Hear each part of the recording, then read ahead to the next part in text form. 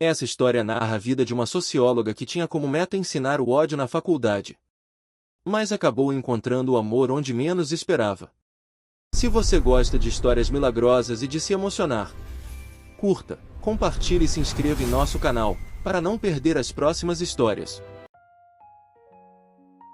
Doutora Renata Almeida era uma das acadêmicas mais influentes do país. Professora titular de Sociologia na USP, autora de 15 livros, palestrante internacional, presença constante em debates televisivos. Sua especialidade era desconstruir a família tradicional, a religião, os papéis de gênero, tudo o que ela classificava como estruturas opressoras do patriarcado. A família nuclear é uma invenção capitalista para controlar corpos femininos, dizia em suas aulas lotadas. A igreja é uma instituição de poder que usa Deus para manter mulheres submissas. Maternidade é escolha, não destino. Seus alunos a adoravam. Suas colegas feministas a citavam. Suas críticas a temiam. E sua família a havia perdido há muito tempo. Renata não falava com a mãe há 12 anos. Desde o dia em que anunciou que havia feito um aborto e a mãe, católica fervorosa, havia chorado e perguntado como ela podia ter feito isso. Porque é meu corpo e minha escolha, respondeu Renata. E se você não consegue respeitar isso, não temos mais nada a conversar. Saiu da casa dos pais naquele dia e nunca mais voltou. O pai tentou contato algumas vezes, mas Renata não respondia. A mãe escrevia cartas que ela jogava fora sem ler. Ela não precisava deles. Tinha sua carreira, suas ideias, seu propósito. Família era para os fracos, para os que não conseguiam se bastar.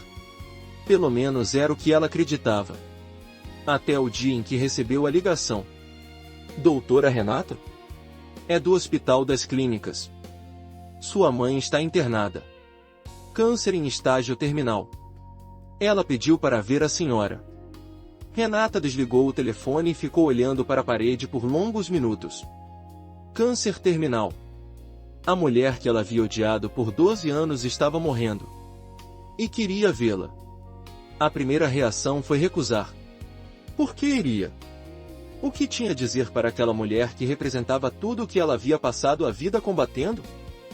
A mãe submissa, religiosa, que havia aceitado um casamento tradicional e criado os filhos para repetir o mesmo padrão. Mas algo a impediu de simplesmente ignorar. Talvez curiosidade. Talvez um resto de conexão que ainda existia, por mais que tentasse negá-la. Talvez simplesmente a consciência de que, se não fosse agora, nunca mais haveria chance. 2 semanas depois, Renata estava no hospital. A mulher na cama não era a mãe que ela lembrava.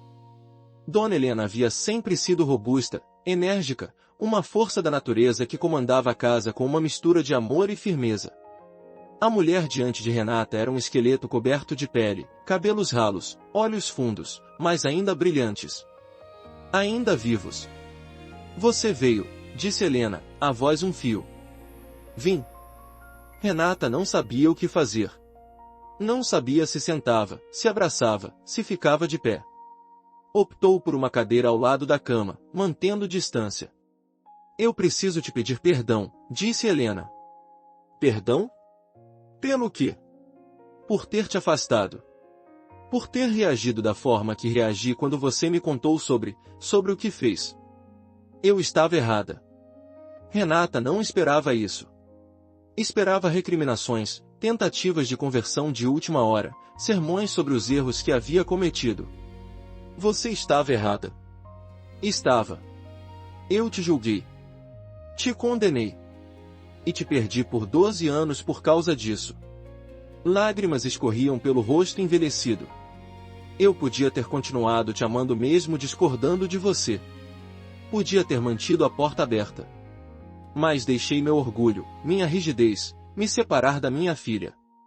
E eu peço perdão por isso. Renata sentiu algo se mover dentro dela. Algo que estava enterrado há muito tempo. Mãe, Deixa eu terminar. Eu não tenho muito tempo. Helena respirou fundo, o esforço visível. Eu rezei por você todos os dias desses 12 anos. Não para você mudar, não para você voltar a ser o que eu queria. Rezei para você ser feliz. Para você encontrar paz. Para você descobrir o amor que eu não soube te dar. Você me amava, mãe. À sua maneira, você me amava. Mas não te mostrei isso. Te mostrei regras, te mostrei expectativas, te mostrei uma fé que parecia mais prisão do que liberdade. E quando você se rebelou, eu te empurrei para mais longe ainda. Renata estava chorando agora. Não conseguia parar. Eu também errei, mãe. Eu disse coisas horríveis. Eu te cortei da minha vida como se você não significasse nada. Você estava com raiva. Com razão, em muitas coisas. A igreja que eu te apresentei era rígida demais, exigente demais.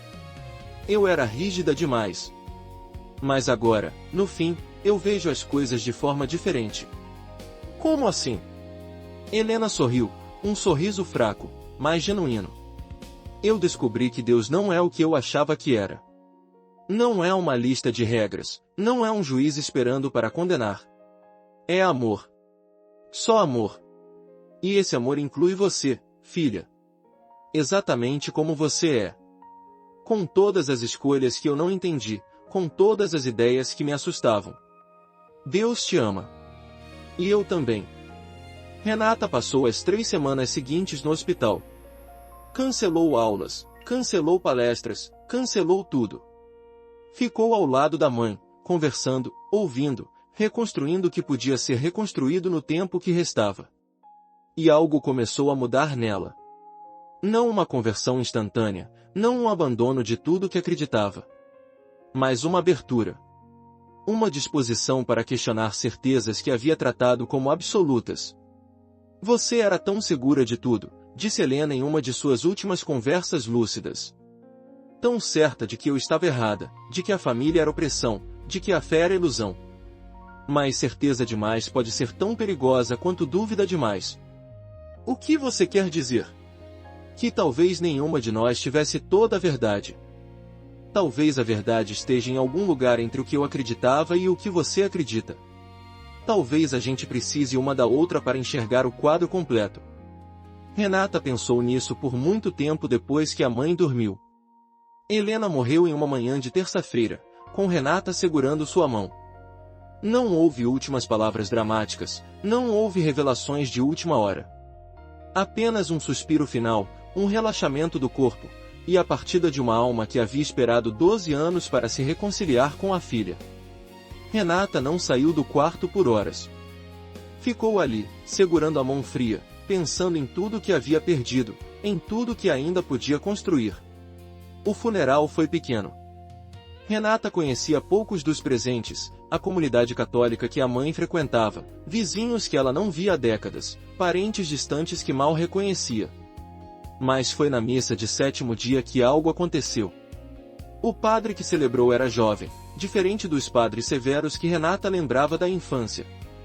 Sua homilia foi sobre o filho pródigo, a parábola que Renata sempre havia desprezado como manipulação emocional. O pai não esperou o filho pedir perdão, disse ele. Não exigiu explicações, não impôs penitências. Simplesmente correu ao encontro dele e o abraçou. Porque o amor verdadeiro não põe condições. O amor verdadeiro apenas ama. Renata pensou na mãe. Na mãe que havia rezado por ela todos os dias por 12 anos. Que havia pedido perdão no leito de morte, mesmo tendo sido Renata quem a havia abandonado. E pela primeira vez em sua vida adulta, considerou a possibilidade de que havia algo além do que ela conseguia ver. O ano seguinte foi de desconstrução, irônico, dado que essa era a palavra que ela mais usava em suas aulas. Mas desta vez, Renata estava desconstruindo a si mesma. Começou a ler autores que sempre havia desprezado. Filósofos cristãos, teólogos, pensadores que ofereciam uma visão de fé diferente da rigidez de sua infância. Descobriu que a religião não precisava ser o que sua mãe havia praticado nos piores momentos, e também não era a caricatura que ela própria havia atacado por décadas. Começou a frequentar uma igreja.